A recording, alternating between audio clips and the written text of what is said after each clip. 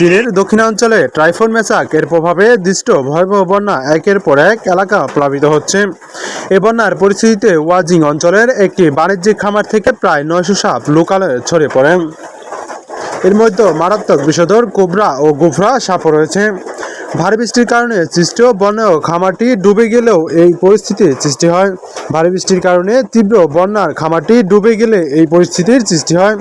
শত শত সাপ একসঙ্গে লোকালয়ে চলে আসায় এই এলাকায় বাসিন্দাদের মধ্যে চরম আতঙ্ক ছড়িয়ে পড়ে। চীনের রাষ্ট্রীয় গণমাধ্যমের ভিডিওতে দেখা যায় কর্দমাক্ত বন্যার পরিস্থিতিতে কোবরা সাপ মাথা উঁচু করে সাঁতার কাটছেন।